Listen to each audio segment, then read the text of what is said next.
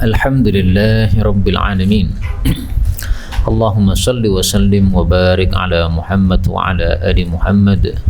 Allahumma anfa'na bima 'allamtana wa 'allimna ma yanfa'una wa zidna ilma wa barik lana fi ilmina warzuqna al-ikhlasa fil qawli wal 'amali kamila wa 'ilman nafi'an la yunsa wa tawfiqan daima wa sihhatan wa yaqinan wa 'afiyah. Allahumma iftah lana kulla khair wa yassir lana kulla umur. Allahumma ansuril mujahidin warhamil mustad'afin wa dammir a'da'ad din wa tmis ala amwalihim amin ya rabbal alamin. Alhamdulillah, kaum muslimin rahimakumullah. Kita lanjutkan pengajian kitab Al-Imam Az-Zahid An-Nawawi rahimahullah. Dan kita membahas kitab Riyadhus Shalihin.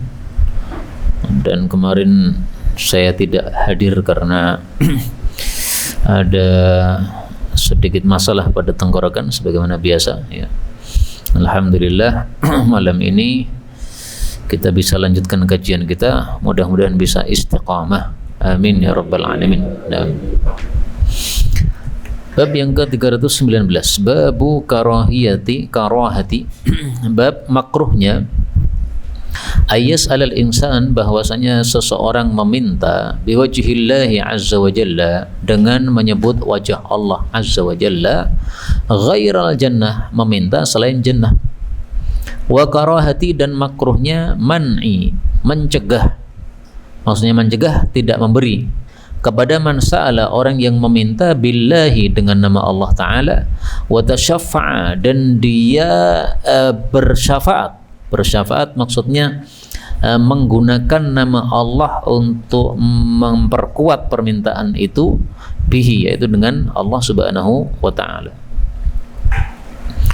Hadis 1722, wa an Jabirin radhiyallahu anhu qala qala Rasulullah sallallahu alaihi wasallam, la yus'al, tidak boleh diminta biwajhillahi, dengan menyebut wajah Allah, illal jannah, kecuali minta jannah.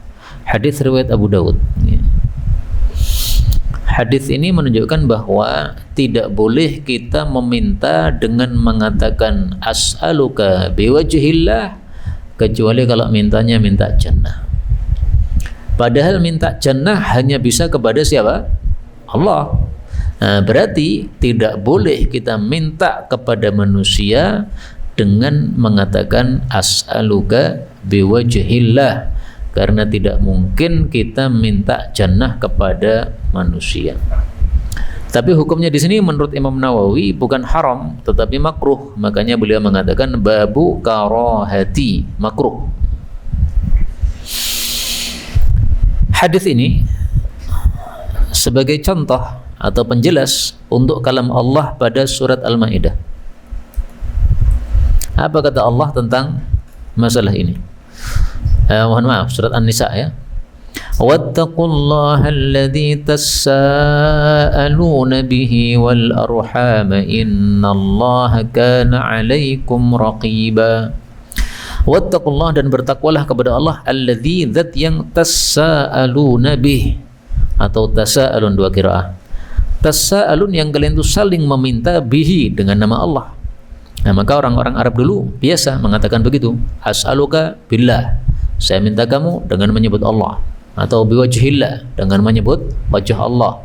Nah, oleh Nabi kebiasaan ini dihapus, jangan gitu, kecuali kalau minta jannah. Nah, maka minta jannah silakan dengan menyebut wajah Allah, maka ini khusus kita minta kepada Allah Subhanahu wa Ta'ala. Kemudian di sini ada dua faedah. Faedah yang pertama ada di sisi sanad. Jabir, sahabat Nabi, itu ada banyak. Ada Jabir bin Abdullah, ada Jabir bin Samurah, ada Jabir bin Abdurrahman. Nah, di antara Jabir-Jabir yang banyak ini, yang paling populer adalah Jabir bin Abdullah. Sehingga ketika disebutkan Jabir secara mutlak seperti ini, pasti yang dimaksud adalah Jabir bin Abdullah. Sama dengan kata-kata Ibnu Umar, artinya anaknya Umar. Anaknya Umar banyak, tapi kalau disebut Ibnu Umar, pasti yang dimaksud adalah Abdullah bin Umar, karena dia yang paling populer. Faedah yang kedua, Di sini disebutkan la yus'alu, tidak diminta. Ini bentuknya berita tetapi maksudnya adalah larangan. Maka dikatakan oleh para ulama khabarun bima'na amrin, bima'na nahyin. Berita tapi maksudnya larangan. Dan dari sisi bahasa Arab, berita yang bermakna larangan itu lebih kuat.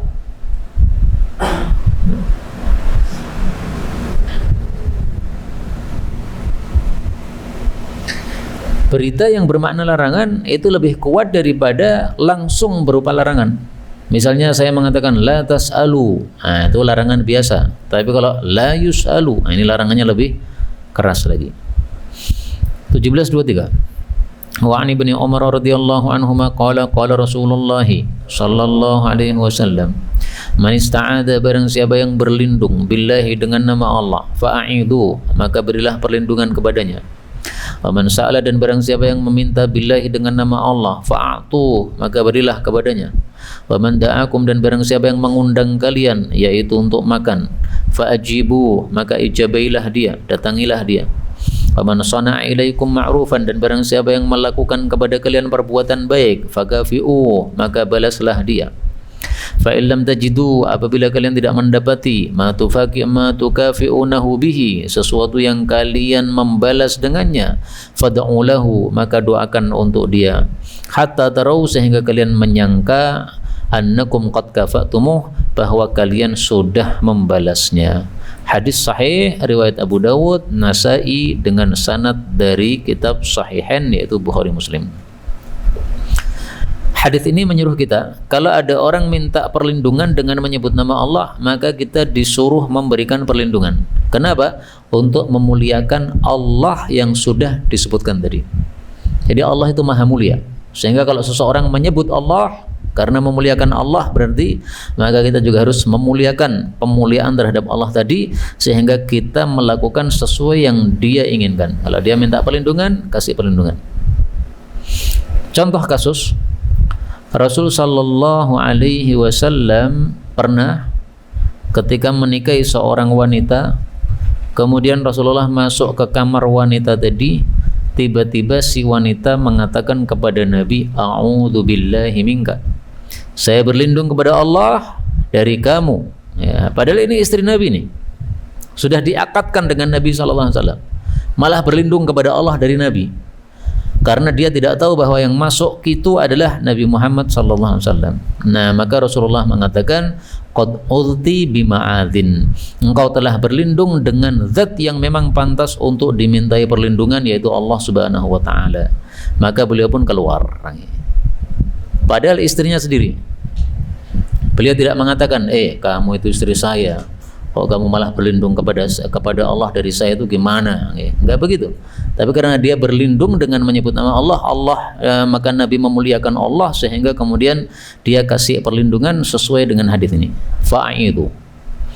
Demikian juga kalau ada orang meminta dengan nama Allah, as'aluka billah, minta pertolongan, minta bantuan. Dia sangat butuh kepada uang misalnya, kasih bantuan.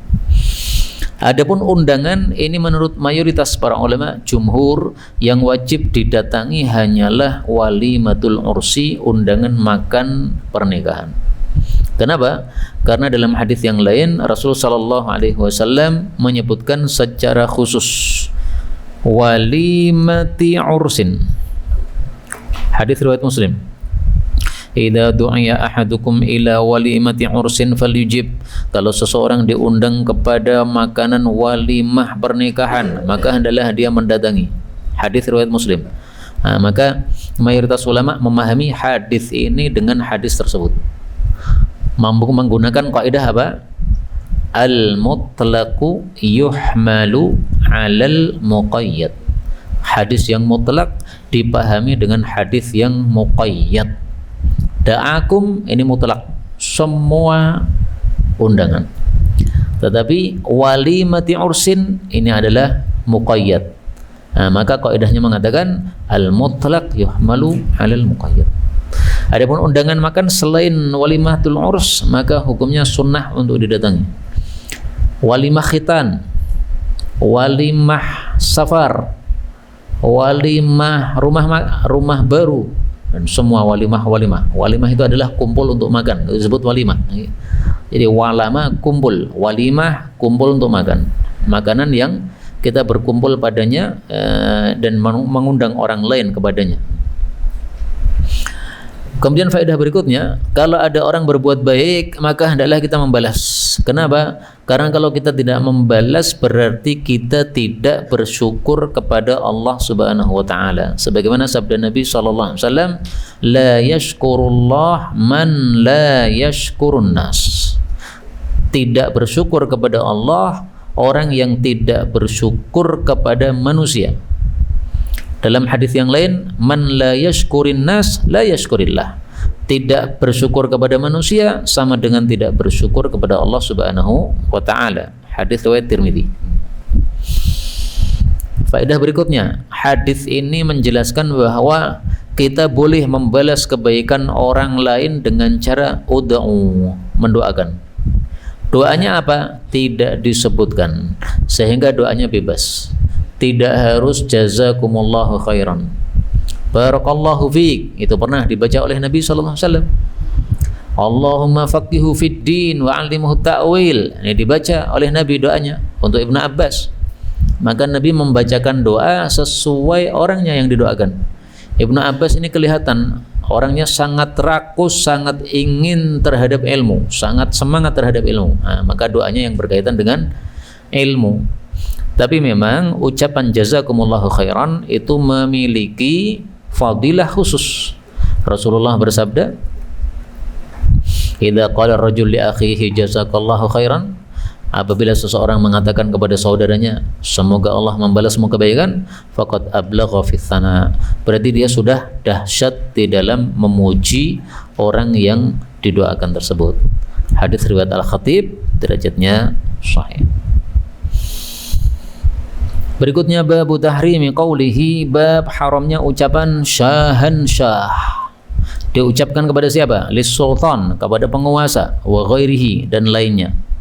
Lianna, karena makna dari syahan syah itu adalah malikul muluk, raja di raja, raja seluruh raja. Wala yusafu bidzalika, dan tidak disifati dengan raja di raja, ghairullahi subhanahu wa ta'ala, selain Allah subhanahu wa ta'ala. Syahansyah ini nggak tahu saya bahasa apa, bisa bahasa Persia, bisa bahasa Ibrani atau yang lain-lain. Tapi yang jelas di masa Nabi itu tidak digunakan kata-kata syahansyah, tapi digunakan kata-kata malikul muluk karena ini bahasa Arab. 1724 an Abi Hurairah radhiyallahu anhu anin Nabi sallallahu alaihi wasallam qala, inna akhna asmin, sesungguhnya paling jeleknya nama indallahi, di hadapan Allah azza wa jalla, adalah rajulun, seseorang, tasamma, yang bernama atau memberi nama diri malikal amlak, raja di raja, rajanya seluruh raja. Kenapa ini tidak boleh? Karena ini haknya Allah, seolah-olah dia merampas haknya Allah subhanahu wa ta'ala. Jadi sifat-sifat atau nama-nama yang hanya cocok untuk Allah itu tidak boleh disematkan kepada makhluk. Misalnya apa? Allah, nah itu nggak boleh disematkan kepada makhluk. Ar-Rahman nggak boleh disematkan kepada makhluk. Malikul Amlak tidak boleh disematkan kepada makhluk. Ar-Rabbu tidak boleh disematkan kepada makhluk, karena hanya pantas untuk Allah subhanahu wa ta'ala. Hadits ini diriwayatkan dengan lafal yang lain. Perhatikan lafalnya, ahrajus min. Kalau tadi apa? Akhna asmin. Akhna paling jelek, ahraju paling haraj, paling dosa. Di dosanya tingkatnya paling tinggi. Dosa yang apa? Nama yang dosanya paling tinggi. Dalam hadis yang lain, ishtadda ghadabullah, dahsyat murkanya Allah subhanahu wa ta'ala kepada orang yang mengatakan bahwa dia adalah malikul amlak. Kenapa dosa? Kenapa Allah marah? La malika illallah, karena hakikatnya tidak ada yang merajai betul-betul selain Allah subhanahu wa ta'ala. Dan ini menunjukkan bahwa ini bukan dosa kecil, tetapi ini dosa besar. Di sini beliau mengatakan tahrim, haram, tidak mengatakan makruh. Nah, dari mana taunya bahwasanya ini adalah dosa besar? Taunya dari tadi kata-kata ishtadda ghadabullah. Ishtadda, dahsyat. Ghadabullah, murka Allah. Salah satu tanda dosa besar adalah yang diancam dengan murka Allah Subhanahu wa ta'ala. Qala Sufyan bin Uyainah, berkata Sufyan bin Uyainah, perawi hadis ini, Malikul Amlak itu adalah mithlu semisal syahansyah. Syahansyah ini dua kata, sama dengan Malikul Amlak. Malik raja, al-amlak para raja. Rajanya para raja. Raja di atas semua raja, yaitu Allah. Nah, syahansyah sama. Syahan ini satu kata, syah ini kata yang lain. Syah artinya raja, syahan artinya para raja. Susunan Arab, maliknya didahulukan, amlaknya diakhirkan. Susunan non-Arab, syahnya diakhirkan, syahannya atau jamaknya malah diawalkan. Jadi mudhaf ilahnya orang Arab seperti ini, Malikul Amlak. Mudhaf ilahnya orang Ajam seperti ini, syahan, syah, dibalik. Nah, maka syahan ini para raja, syah ini adalah raja. Syahan syah, rajanya para raja. Enggak boleh.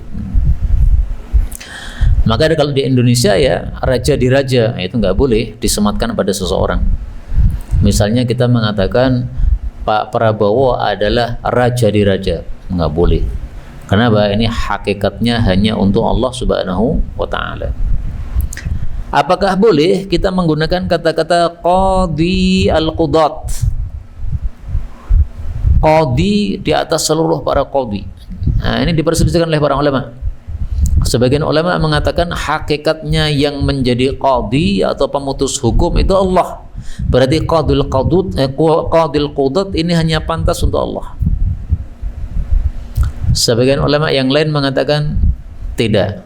Yang mansus adalah Malikul Amlak, bukan Qadil Qudat. Sehingga Malikul Amlak itu yang dilarang. Qadil Qudat enggak ada larangan.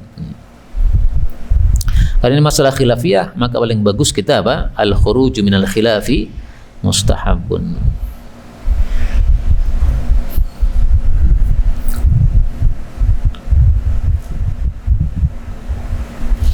Ada keunikan,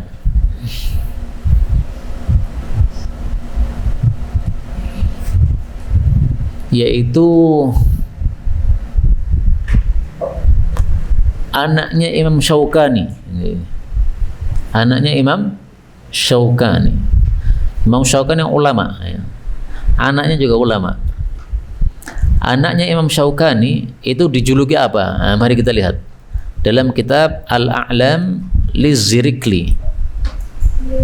Al-A'lam artinya para tokoh-tokoh. Nah, ya maka yang disebutkan di sini adalah tokoh-tokoh yang hebat-hebat. Salah satunya siapa?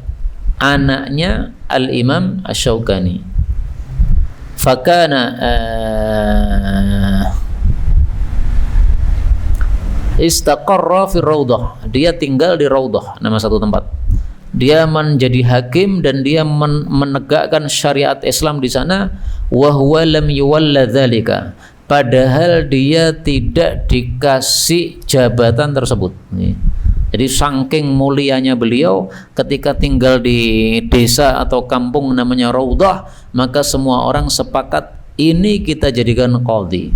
Enggak ada pengangkatan dari pemerintah bahwa dia sebagai qadhi, tapi semua orang sepakat ini qadhi kita. Fakana ulama Yaman, maka para ulama Yaman mereka memberi nama dia Qadhi Arhamir Rahimin. Qadhi langsung dari Allah Subhanahu wa taala. Jadi tidak perlu keputusan dari presiden, tidak perlu kepres, enggak perlu, langsung keputusan dari Allah Subhanahu wa taala, sehingga semua orang kampung itu sepakat ini qadhi kita. Ini Qadhi Arhamir Rahimin. Bab berikutnya, babun nahyi, bab larangan an mukhatabati, dari berbicara al-fasik kepada orang fasik, wal mubtadi' dan orang ahli bid'ah, wa nahfihima dan sejenis keduanya. bisayyidin, dengan kata-kata sayyid, wahai tuanku, nggak boleh. Wa nahwihi, dan sejenisnya. Di situ bisayyidin atau bisayyidi? Di panjang atau din? Oh, din ya. 1725 wa an Buraidah radhiyallahu anhu qala qala Rasulullah sallallahu alaihi wasallam la taqulu, janganlah kalian mengatakan, lil munafik, kepada orang munafik, sayyidun, ini adalah sayyid, ini adalah orang mulia, ini adalah pemuka. Fa innahu, karena sesungguhnya dia munafik tadi, iyyaku sayyidan, kalau dia adalah sayyid, adalah tuan, menjadi pemuka, faqad askhattum, maka sungguh kalian telah membuat murka rabbakum, pemelihara kalian, azza wa jalla. Hadis riwayat Abu Dawud dengan sanad yang sahih. Hadis ini menunjukkan bahwa orang munafik itu hina.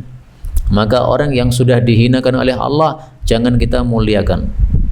Jadi orang munafik oleh Allah direndahkan serendah-rendahnya, maka tidak boleh kita meninggikan, apalagi setinggi-tingginya, lebih nggak boleh lagi. Meninggikan saja nggak boleh, apalagi meninggikan setinggi-tingginya, lebih nggak boleh lagi. Apa kata Allah Subhanahu wa taala tentang orang-orang munafik? Innal munafiqina fid darakil asfali minan nari walan tajid lahum nasira. Sesungguhnya orang-orang munafik itu pada lapisan yang paling bawah di neraka, dan kamu tidak akan dapati penolong bagi mereka, alias mereka kekal di neraka. Direndahkan oleh Allah sampai ditaruh di tempat yang paling bawah. Nah, orang ditaruh di paling bawah oleh Allah, malah kita tinggikan dengan kata-kata sayyid, nggak pantas. Kemudian dari hadis ini kita ambil pelajaran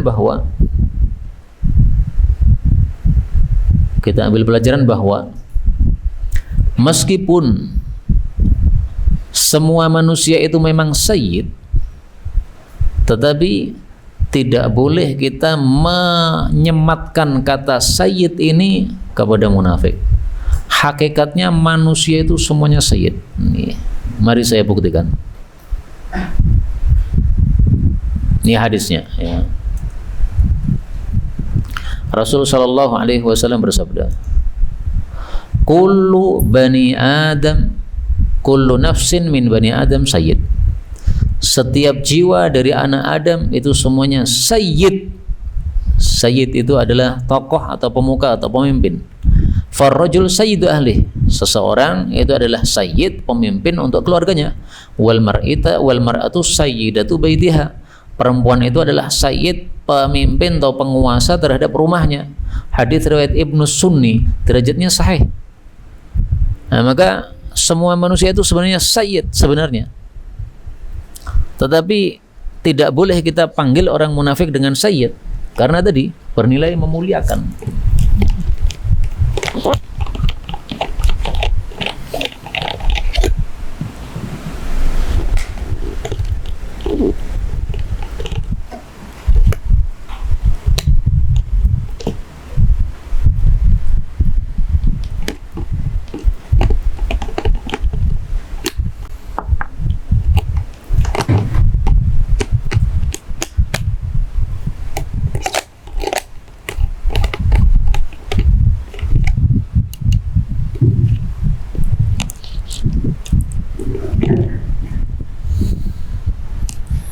Pertanyaan, pada bab sebelumnya Imam Nawawi mengatakan tahrim haramnya syahansyah. Bab sebelumnya lagi Imam Nawawi mengatakan karahah makruhnya. Yang pertama makruh, tidak sampai haram. Yang kedua haram.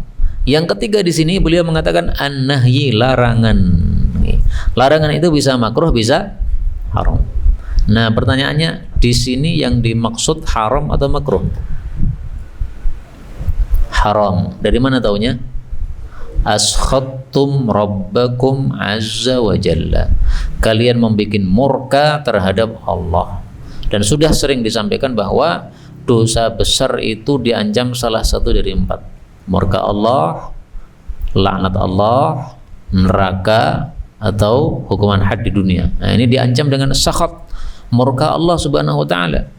Maka yang dimaksud Imam Nawawi babun nahyi ini babu tahrim. Haram, nggak boleh.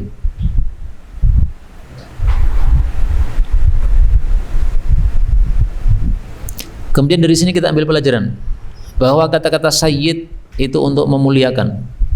Maka manusia paling mulia di atas muka bumi yaitu Nabi Yuna Muhammad sallallahu alaihi wasallam itu sangat pantas untuk kita sebut sebagai sayyidina. Nah, maka mengucapkan sayyidina Muhammad sallallahu alaihi wasallam itu adalah mafhum mukhalafah dari hadis ini. Jangan sebut sayyid untuk orang munafik karena orang rendah. Berarti mafhum mukhalafahnya sebutkan sayyid untuk orang yang mulia, yang dimuliakan oleh Allah Subhanahu wa taala yaitu Nabi Muhammad Sayyiduna Muhammad sallallahu alaihi wasallam. Tapi memang saya jujur, untuk kata-kata sayyidina itu jangan dimasukkan dalam ibadah-ibadah yang mahdhah, ibadah yang murni. Kalau untuk muamalah silahkan. Misalnya dalam ceramah engkau mengatakan Allahumma shalli ala sayyidina Muhammad, silakan. Ini khutbah bab muamalah. Tapi ibadah mahdhah, ibadah khusus, ibadah murni jangan ditambah-tambahin. Azan ya, asyhadu anna sayyidana Muhammadan, enggak, jangan tambah-tambahi sayyidana. Karena azan ini adalah ibadah khusus, maka jangan ditambah-tambahi. Karena kalau kita biarkan orang-orang nambah-nambahin nanti bisa rusak. Allahu akbar kabira atau diganti Allahu tabaraka wa ta'ala wa azza wa jalla akbar kabira. Nah, adanya jadi rusak nanti. Tidak sesuai sunnah Rasulullah sallallahu alaihi wasallam. Salat Allahu subhanahu wa ta'ala akbar. Nah, rusak ibadah kita. Sallu kama ra'aitumuni usalli. Maka untuk salat jangan diubah-ubah. Selawat di dalam tahiyat jangan diubah-ubah. Allahumma salli ala Muhammad wa ala ali Muhammad. Enggak usah ditambah sayyidina. Untuk ibadah yang mahdhah, yang khusus, yang murni. Berikutnya bab karahati, bab makruhnya sabbil humma, mencaci atau mencela demam. 1726 wa an Jabir radhiyallahu anhu anna Rasulullah sallallahu alaihi wasallam dakhala masuk ala Ummi Sa'ib, kepada Ummi Sa'ib, au qala, atau rawi mengatakan Ummil Musayyab, rawinya ragu-ragu. Faqala, maka Nabi mengatakan ya malaki, ada apa engkau ya Ummas Sa'ib, wahai Ummas Sa'ib, au qala, atau Nabi mengatakan ya Ummal Musayyab, tuzafzifin, kamu itu tuzafzif. Tuzafzif disebutkan di bawah artinya adalah gemetar. Qalat, dia mengatakan al-humma, ini gara-gara demam. La barakallahu fiha, semoga Allah tidak kasih berkah kepada si demam ini, ganggu saja. Faqala, maka Nabi bersabda la tasubbi, kamu jangan mencela al-humma, demam. Fa innaha, karena sesungguhnya demam itu tulhibu, melenyapkan khataya, dosa-dosa Bani Adam, manusia. Kama yudhibul kiru, sebagaimana melenyapkannya al-kiru, alatnya tukang pandai besi, khabathal hadidi, akan kotornya atau tayangnya besi. Hadis riwayat Muslim. Kemudian Imam Nawawi menjelaskan tuzafzif itu adalah tataharrakina, bergerak harakatan syariah dengan gerakan cepat.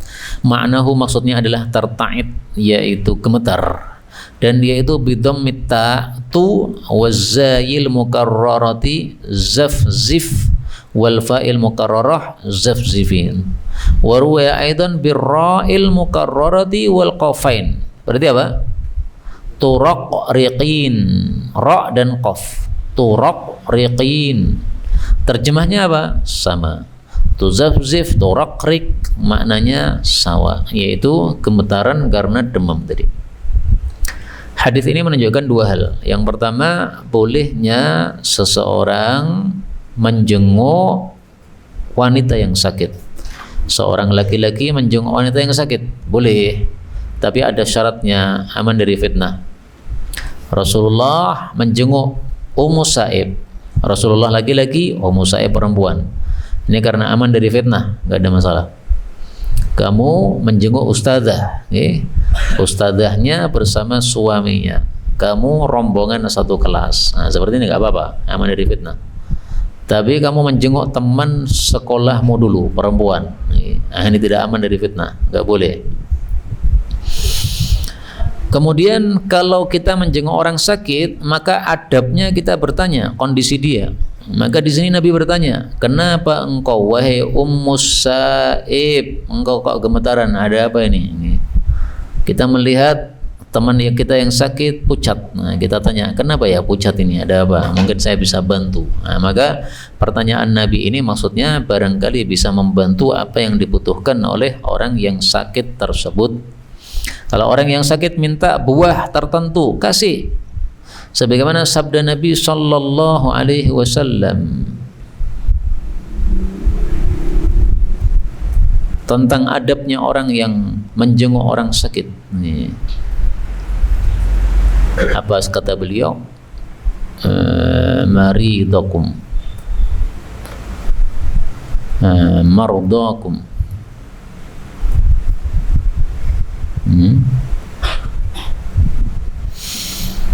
La tukrihu mardakum ala ta'ami wasyarab. Jangan memaksa orang sakit kalian terhadap makanan dan minuman. Kalau dia enggak mau, jangan dipaksa. Fa innallaha yut'imuhum wa yasqihim. Allah yang akan kasih makan mereka dan kasih minum mereka. Dalam hadis yang lain, apa ya, saya lupa. Idza ishtaha maridu ahadikum, apabila menginginkan sesuatu orang sakit di antara kalian, falyut'imhu, maka hendaklah dikasih makanan tersebut. Tapi saya jujur, ini hadis riwayat Ibnu Majah, derajatnya secara sanad adalah dhaif, tapi secara makna sangat bagus. Orang sakit ingin sesuatu, kasih.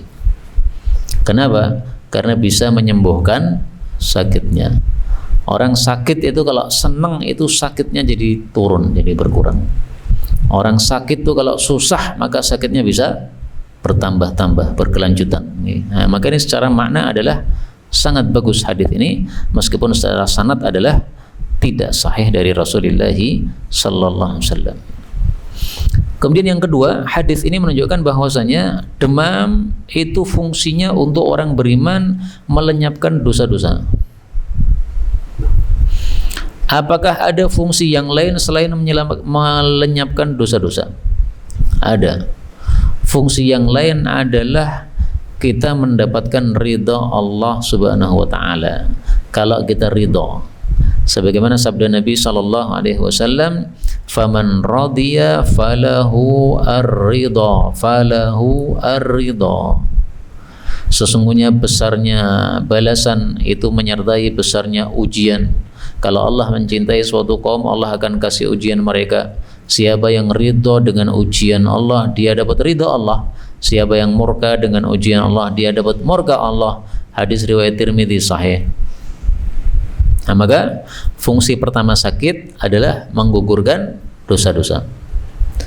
Kemudian kalau kita ridho terhadap sakit tersebut, tidak ngersula tapi terima apa adanya, ridho, maka kita dapat ridho Allah Subhanahu wa taala. Kemudian kita ambil beberapa faedah. Ya, faedah yang pertama, ini hadis diriwayatkan oleh Jabir dan tidak disebutkan bin siapa, maka pasti yang dimaksud adalah Jabir bin Abdullah karena paling populer. Faedah yang kedua, Rasul sallallahu alaihi wasallam masuk ke rumahnya Ummus Sa'ib. Beliau mengatakan, "Malaki ya Ummus Sa'ib." Tidak disebutkan beliau mengucapkan salam. Ini disebut ijaz, ringkasan cerita. Jadi ini tidak bisa dijadikan dalil, berarti masuk rumahnya orang sakit nggak usah salam karena Nabi nggak salam. Ini salah. Nabi salam tapi nggak disebutkan ceritanya. Kenapa? Ijaz. Memang orang Arab itu sukanya ijaz. Ini sesuatu yang sudah mafhum nggak usah dijelaskan. Karena kalau dijelaskan hadis ini jadi panjang banget. Rasulullah Shallallahu Alaihi Wasallam masuk ke rumahnya Ummu Sa'ib. Beliau mengetuk pintu, kemudian mengucapkan salam. Kemudian Ummu Sa'ib menjawab salam. Kemudian Rasulullah masuk ke dalam rumah, membuka pintunya sendiri karena Ummu Sa'ib sakit, nggak bisa membuka pintu rumahnya. Nah, panjang banget, nggak perlu begitu. Ini sudah diijaz saja, sudah mafhum. Makanya hati-hati ya, jangan ngambil kesimpulan-kesimpulan secara serampangan sementara kesimpulan itu tidak sesuai pemahaman para ulama. Contohnya kalau tadi ya, mengambil kesimpulan masuk rumah tidak usah salam karena Nabi juga enggak salam, ini enggak benar. Faedah yang kedua. Di sini Ummu Sa'ib mengatakan la barakallahu fiha, semoga Allah tidak memberkahi demam. Kita ambil dua pelajaran. Pelajaran pertama bahwasanya ucapan ini semoga Allah tidak memberkahi ini termasuk sabbun, mencela. Jadi mencela itu tidak harus misuh-misuh seperti itu, tidak. Tidak harus mengatakan kata-kata kotor yang tidak pantas untuk diucapkan, enggak. Tapi termasuk mendoakan tidak berkah, itu termasuk mencela. Pelajaran yang kedua dari sisi bahasa, al-humma itu ternyata adalah muannats karena di sini bukan fihi tapi fiha. Al-humma la barakallahu fiha. Nah, padahal secara umum ketika tidak ada ta' marbutah itu adalah isim mudzakkar. Nah, tapi ternyata di sini muannats. Faedah berikutnya. Rasulullah di sini mengatakan la tasubbi, kamu jangan mencela. Ada hadis yang semakna dengan ini tapi berbeda, masalah yang lain. Rasulullah bersabda, la tasubbuddika. La tasubbu, janganlah kalian itu mencela ad-dika, ayam berkokok, ayam jantan berkokok. Fa innahu yuqdilus shalah, karena sesungguhnya dia itu membangunkan orang untuk salat. Hadis riwayat Abu Dawud. Nah, jadi ayam jangan dicela, demam jangan dicela. Demikian juga Nabi mengatakan la tasubbud dahra, jangan kalian mencela masa. Fa innallaha huwad dahr, karena Allah itulah pencipta masa. Demikian juga Rasul sallallahu alaihi wasallam mengatakan la tasubbur rih, jangan kalian itu mencela angin karena angin itu termasuk dari rahmat Allah Subhanahu wa taala.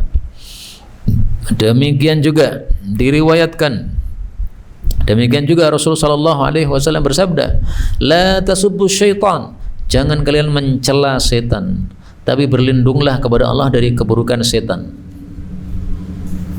Kenapa kita tidak boleh mencela setan? Apa sebabnya? Karena setan kalau dicela itu malah bangga. Rasulullah sallallahu alaihi wasallam bersabda, la taqul ta'isa syaitan, kamu jangan mengatakan ta'isa syaitan, setan alas. Nah, ini mencela setan, karena dia akan membesar sampai menjadi seperti satu rumah, dan dia mengatakan dengan kekuatanku saya bisa membanting dia. Tapi silahkan kita mengucapkan bismillah, karena kalau kita mengucapkan bismillah, setannya akan mengecil sampai seperti lalat. Hadis riwayat Abu Dawud sahih. Nah, maka jangan mencela setan, karena setan tambah senang dengan celaan kita.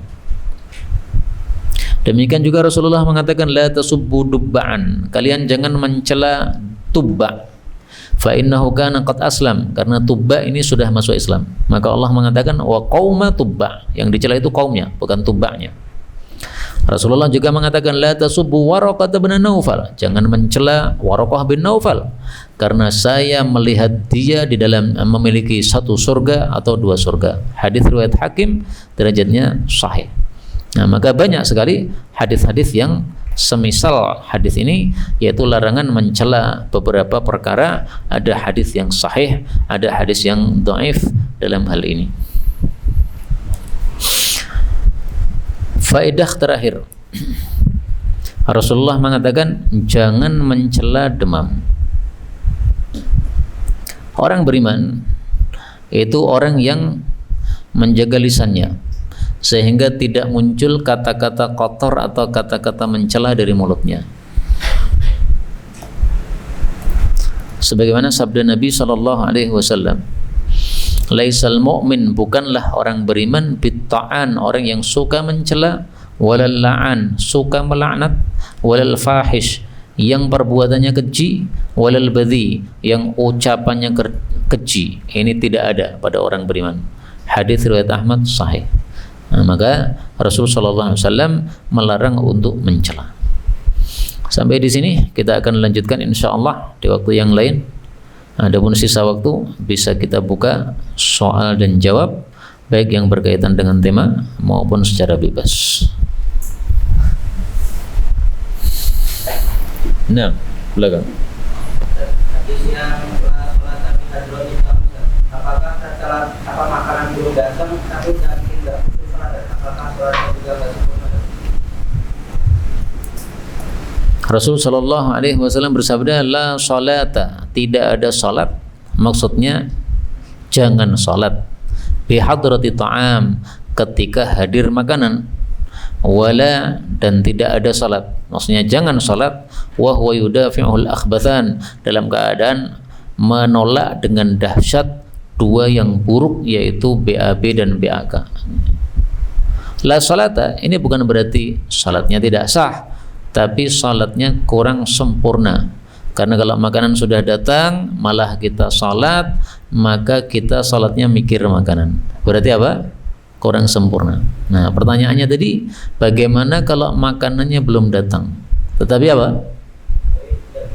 Tapi mikir juga, sama juga. Maka nggak perlu dipikir, belum datang ngapain dipikir. Nih. Rasulullah Shallallahu Alaihi Wasallam bersabda, Innar rajula la yansarif, sesungguhnya seseorang itu selesai dari salatnya, tapi yang dicatat hanya 1/10-nya atau 1/9 atau 1/8 atau 1/7 atau 1/6 atau 1/5 atau 1/4 atau 1/3 atau setengah. Ini maksudnya sesuai dengan kekhusyuannya. Nah, maka salat mikir makanan tidak khusyuk, salatnya jadi kurang. Karena itulah tidak boleh kita salat di mana? Qari'ati at-tariqi, di tengah jalan, nggak boleh. Kenapa dilarang untuk sholat di tengah jalan? Hadis riwayat Tirmidzi, silahkan dicari nanti ya. Karena kalau kita sholat di tengah jalan itu ada dua yang terganggu. Satu, kita yang sholat terganggu dengan orang-orang yang lewat sehingga tidak khusyuk. Dua, orang yang lewat terganggu gara-gara kita sholat di jalan sehingga jalannya jadi sempit. Maka Idul Fitri, Idul Adha jangan mengadakan sholat id di tengah jalan, lakukan di lapangan. Kecuali kalau nggak ada lapangan dan masjid nggak muat, nah baru terpaksa hukumnya beda. Ada lagi? 1, 2, 3. Fadhal. Mau bertanya. Nah.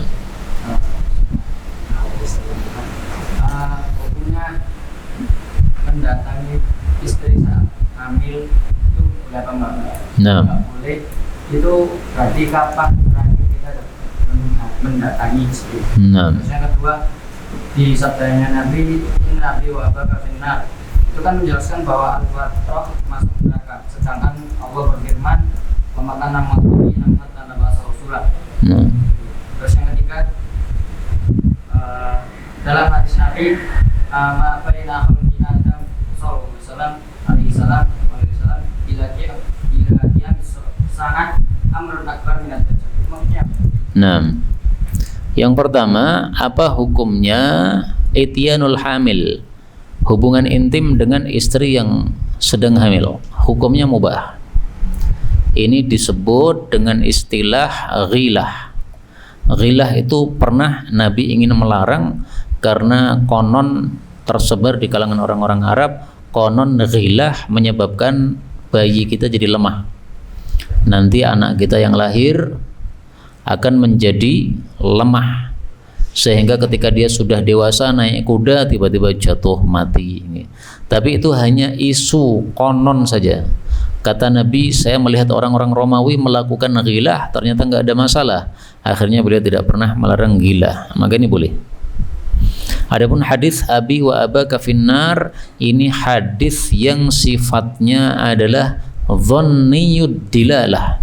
Kalau ayat Quran qat'iyyud dilalah. Sehingga abi wa abaka ini masih bisa bermakna yang lain. Abi bapakku yaitu pamanku, bisa. Karena dalam bahasa Arab paman itu disebut juga abun. Rasulullah mengatakan ammur rajul sinu abi, paman seseorang semisal bapaknya. Maka disebut abun bisa. Adapun akbar minad dajjal maksudnya adalah tidak ada perkara yang lebih besar daripada dajjal. Perkara dajjal ini perkara yang paling mengerikan. Ada banyak perkara besar, malhamah kubra, apa lagi? Dirusaknya Ka'bah, apa lagi? Ya'juj Ma'juj, apa lagi?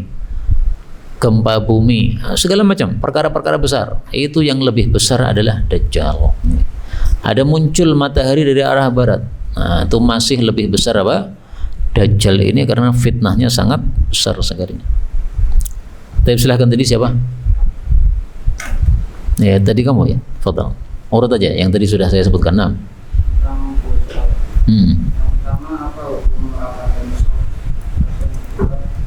Apa hukum berjabat setelah sholat sama mencium tangan setelah berjabat atau mengusap wajah? Yang pertama apa hukumnya rasul sof merapatkan sof. Rasul sallallahu alaihi wasallam bersabda, "Rassu sufufakum," rapatkanlah sof, karena saya melihat setan-setan masuk ke dalam sof-sof yang tidak rapat. Setan adalah musuh. Allah mengatakan, "Ittakhiduhu aduwa." Jadikan musuh sebagai musuh. Maka jangan kasih tempat kepada musuh. Kalau kita kasih tempat kepada musuh, yaitu kita salatnya tidak rapat, maka berarti kita memuliakan musuh. Padahal kita disuruh menjadikan musuh sebagai musuh. Nah, maka hukum asal ya pakai kaidah al aslu fil amril wujub. Berarti hukumnya merapatkan shaf adalah apa? Wajib. Tapi memang saya mengakui adanya khilafiyah dalam hal ini. Sebagian ulama mengatakan sunnah, tapi saya lebih cenderung pendapat yang mengatakan wajib.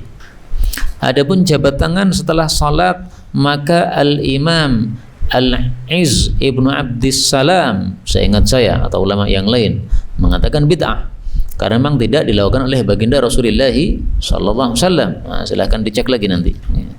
Adapun takbilul yad, mencium tangan, maka ini termasuk bab muamalah.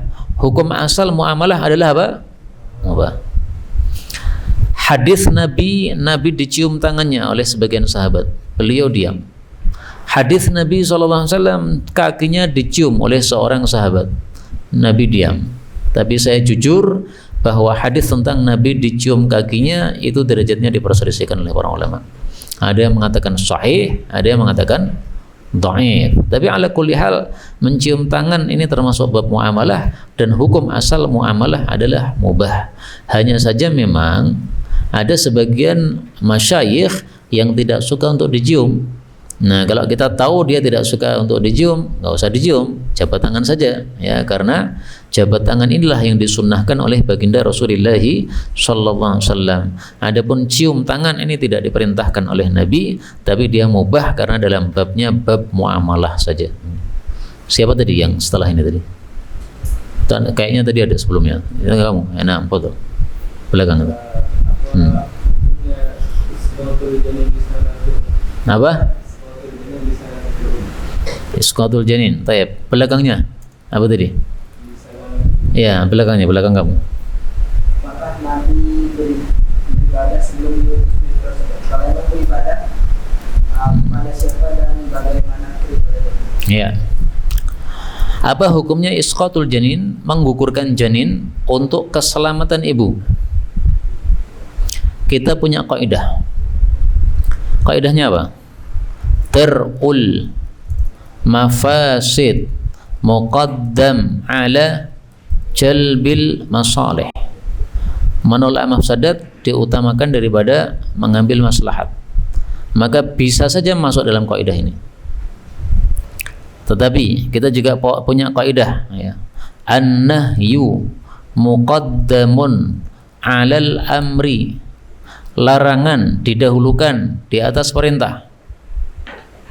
Membunuh larangan atau perintah? Larangan. Menjaga keselamatan larangan atau perintah? Perintah. Nah, maka bisa saja masuk dalam kaidah ini. An-nahyu muqaddamun 'alal amri. Maka wallahu a'lam. Saya belum pernah membaca masalah ini, tapi ringkasnya wallahu a'lam. Menurut saya bisa ditarik ke sana, bisa ditarik ke sini, sehingga tergantung kondisi. Wallahu a'lam. Nanti silahkan dicari lagi secara detailnya apakah ada para ulama yang sudah membahasnya ataukah tidak. Kemudian apa ibadah Nabi Muhammad sallallahu alaihi wasallam? Kalau beliau ibadah sebelum beliau jadi nabi, ibadahnya apa? Disebutkan dalam Quran. Ma kunta tadri mal kitab walal iman walakin ja'alnahu nuran. Kamu dulu tidak tahu wahai Nabi Muhammad apa itu kitab Quran, apa itu iman. Beliau hanya melihat bahwasanya orang-orang ini sesat ini. Masa menyembah berhala, enggak bisa apa-apa disembah. Orang-orang ini sesat ini, masa minuman keras yang merusak akal gitu diminum. Jadi beliau enggak pernah mau melakukan perbuatan-perbuatan jelek. Dan beliau dengan fitrahnya yang asal mengetahui bahwa alam semesta ada penciptanya. Karena orang yang pakai logika yang lurus pasti mengakui alam semesta ada pencipta. Tidak mungkin logika kita menerima ada mobil berjalan tanpa sopir. Itu baru mobil kecil. Bagaimana dengan alam semesta yang luas ini, yang teratur? Pasti ada penciptanya. Nah, maka Rasulullah waktu itu sudah ibadah. Ibadahnya bagaimana? At-tahannuth layaliya dzawatil adad. Beliau menyendiri di Gua Hira untuk merenung, ya. Kenapa ini manusia pada begini? Semestinya berbuat apa manusia ini di dunia ini? Kenapa menyembah berhala? Ya. Tapi beliau tidak tahu apa harus yang dilakukan. Ma kunta tadri mal kitab walal iman. Nah, baru dapat wahyu, kemudian baru paham apa yang harus dilakukan terhadap Allah Subhanahu wa taala. Salat 5 waktu dan sebagainya itu. Tapi siapa tadi yang sana tadi? Nah, fadhal. Saya agak pernah yang pertama apa perbedaan sunnah, mustahab, sama nadab. Terus yang kedua, apakah orang yang sakit yang biasanya tidak melakukan amal yang istiqomah, lalu dia sakit, apakah pahalanya tetap mengalir kepada dia? Nah, apa perbedaan antara sunnah, nadab, mustahab? Sunnah itu di atasnya nadab. Jadi sunnah itu lebih kuat daripada nadab. Adapun mustahab, maka istilah mustahab ini lebih umum daripada istilah sunnah. Sesuatu yang ada dalilnya sunnah, sesuatu yang tidak ada dalilnya tapi bagus bisa disebut apa? Mustahab. Misalnya, saya mengatakan misalnya, yustahabbu lit-tullabi idza dakhalud darsa ayyal balsun qalan suwa. Mustahab bagi para talibul ilm kalau masuk pelajaran semuanya pakai peci. Apakah ada dalilnya itu? Mana dalilnya? Bahwasanya siapa yang duduk di majelis ilmu hendaklah pakai peci. Enggak akan nemu. Tapi ini sesuatu yang baik, rapi, kerapian. Maka boleh diungkapkan dengan kata-kata yustahabbu, mustahab. Sehingga jangan salah paham terhadap perkataan para ulama yustahabbu. Karena sebagian orang alergi dengan kata-kata yustahabbu. Ketika para ulama mengatakan yustahabbu kada wa kada wa kada, kemudian ada orang mengatakan ini mana dalilnya bahwasanya ini mustahab. Mustahab ini adalah hukum. Hukumnya sunnah itu harus ditetapkan dengan dalil. Enggak ada dalil jangan mengatakan sunnah. Padahal para ulama mengatakan yustahabbu ini mencakup yang sunnah yang ada dalilnya maupun sesuatu yang baik yang meskipun tidak ada dalilnya tetapi sesuatu yang baik. Wadih. Silahkan kumpulkan kata-kata yustahabbu dalam kitab fikih. Nanti akan terbukti apa yang saya sampaikan ini. Ada yang maksudnya sunnah, ada dalilnya dari Nabi SAW. Ada yang maksudnya lebih luas daripada itu, yaitu sesuatu yang baik, yang pantas untuk dilakukan meskipun tidak ada dalil khusus dari Rasul Sallallahu Alaihi Wasallam. Terus tadi apa tadi yang sakit tadi? Oh, kebiasaan orang sakit, apakah dapat pahala? Kalau dia sakit tidak melakukan amal yang biasa dia lakukan, ya dapat pahala.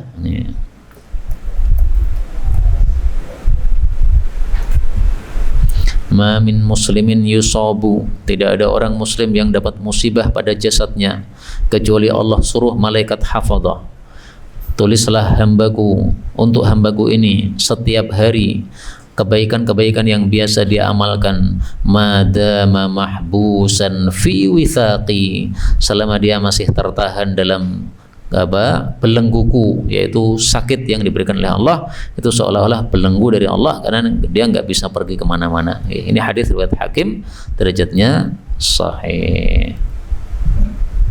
Tayyib, apakah ada lagi pertanyaan? 1, 2, 3. Oh banyak ya. Tayyib, berdiri belakang dulu sana. Nah, silakan. Iya.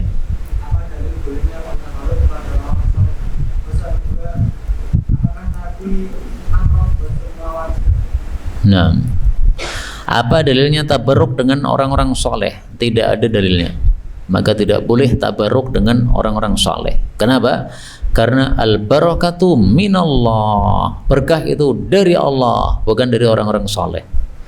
Dan berkah itu sesuatu yang gaib, abstrak, tidak tampak.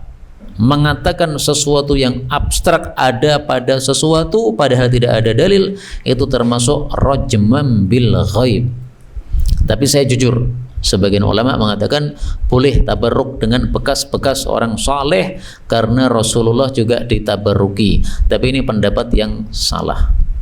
Silahkan baca kitabnya Imam Syatibi. Di sana beliau menjelaskan tabarruk dengan bekas-bekas itu hanya khusus untuk Nabi Muhammad sallallahu alaihi wasallam. Dalilnya minimal 2. 1, tidak ada satupun sahabat tabarruk dengan Abu Bakar setelah Rasulullah wafat. 2, Rasulullah tidak bisa disamakan dengan orang-orang soleh yang lain. Ludahnya Nabi itu wangi, keringatnya Nabi itu wangi, maka tabarruk dengan ludah Nabi wajar, tabarruk dengan keringat Nabi wajar. Nah sekarang mana ada kiai ludahnya wangi, mana? Tunjukkan satu saja kepada saya, seorang habib, seorang kiai ludahnya wangi. Tunjukkan satu aja. Rasulullah kencingnya tidak pesing, karena Rasulullah itu malam kalau kencing di wadah kayu. Nanti pagi-pagi wadah kayunya diambil, dibuang. Suatu hari Nabi cari wadah kayu saya mana tuh. Maka maulah Nabi, budak Nabi perempuan mengatakan, sudah saya minum ya Rasulullah. Saya nggak tahu kalau itu kencing Anda. Berarti pas dia minum itu rasanya enak, seger. Nah, coba ada nggak kiai yang pipisnya kayak Nabi gitu? Baru ngambil aja antum sudah kelengar sendiri. Belum diminum udah kelengar baunya. Nah, kalau ini perempuan ngambil dengan santainya diminum, wah seger, habiskan semua. Nah, maka tabarruk dengan Nabi nggak bisa disamakan dengan solihin yang lain, kecuali kalau ada solihin yang mirip Nabi. Kemudian apakah Nabi mahram dengan semua wanita? Para ulama mengatakan termasuk khususiyah Nabi adalah beliau boleh menyentuh wanita-wanita ajnabi. Khususiyah, khusus bagi Nabi. Itu bisa dicek pada kitab Al-Khasa'is Al-Kubra karya Imam Suyuti, wafat 911 Hijriah. Tapi meskipun beliau boleh untuk menyentuh para wanita, beliau ketika baiat mengatakan la usafih. Saya nggak mau baiat sama nggak mau jabat tangan sama para wanita. Taib. Siapa lagi tuh? Nah, belakang sana.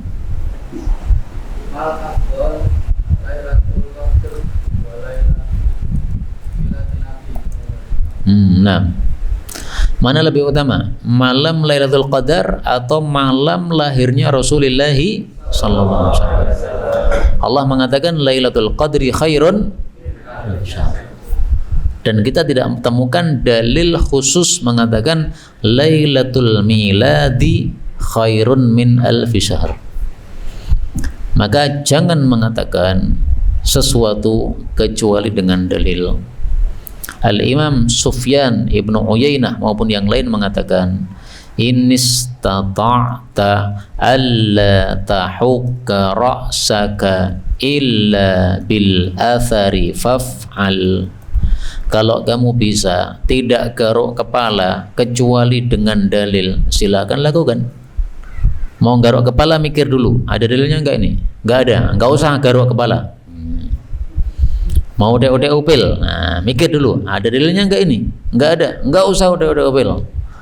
Ada dalilnya enggak? Lailatul miladi khairum min lailatul qadr. Enggak ada, enggak usah ngomong udah.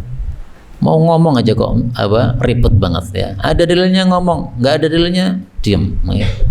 Man sakata naja. Barang siapa yang diam maka dia selamat. Tafadhal. Nah. Yang pertama tentang gimana jika kita itu pas mau tidur setelah baca doa tidur kita bacakan, kita tambahkan dengan kalimat la ilaha illallah sebagai pengamalan bismillah qala la ilaha illallah sholat sunnah, dan itu dia bacakan besoknya itu sudah diwafatkan. Terus yang kedua, gimana banyak orang yang cara berimam, terus dia itu ketika kan silakan di masjid Al-Aqsa bisa disahkan dengan laki-laki maupun wanita, itu hukumnya gimana? Hukum apa? Hukum itu apa itu persentuhan wanita cewek pada waktu ihram, pada waktu haji umrah.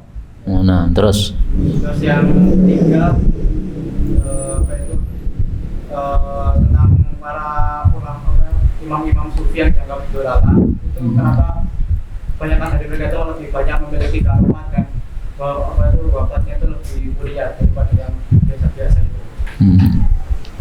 Tahlil sebelum tidur tidak ada masalah sama sekali, karena sebelum tidur kita disuruh untuk zikir.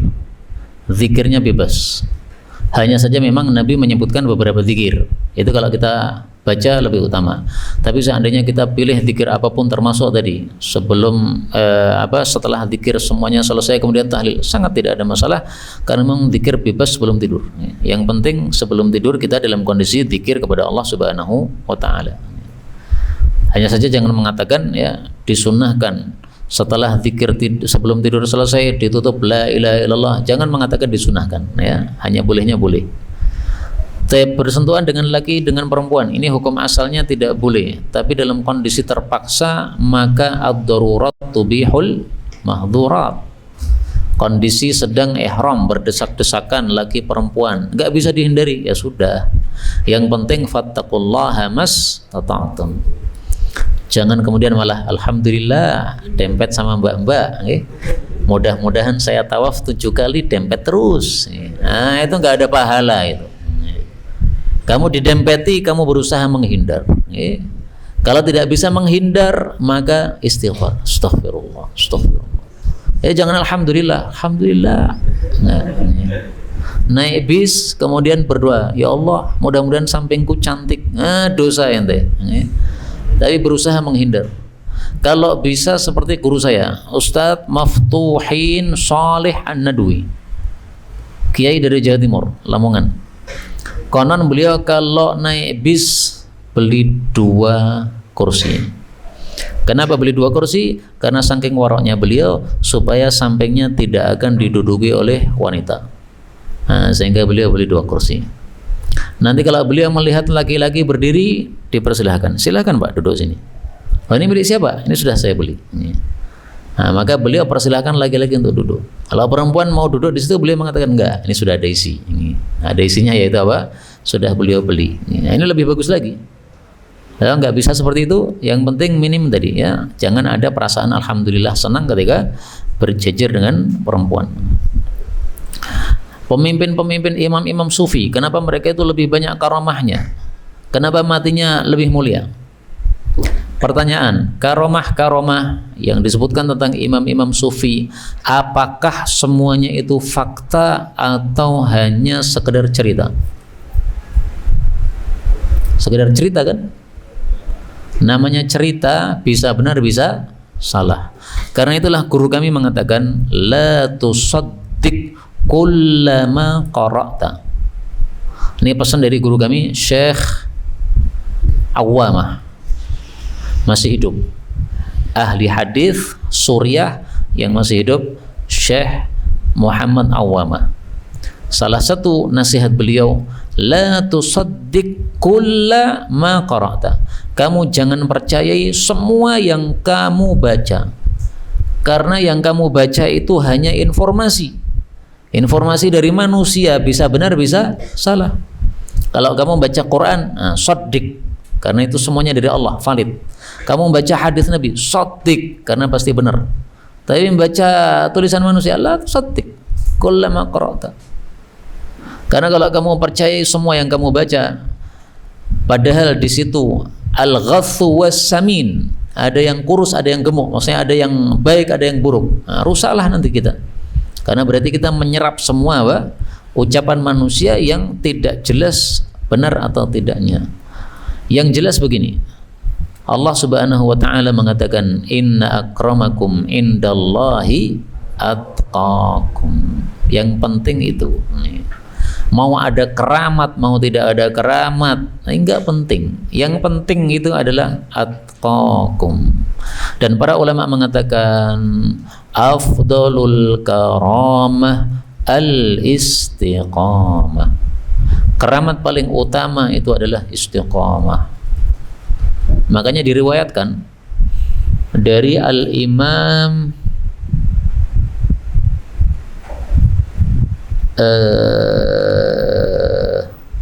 siapa itu? Penulis kitab Al-Ghunyah itu siapa? Abdul Qadir Al-Jilani.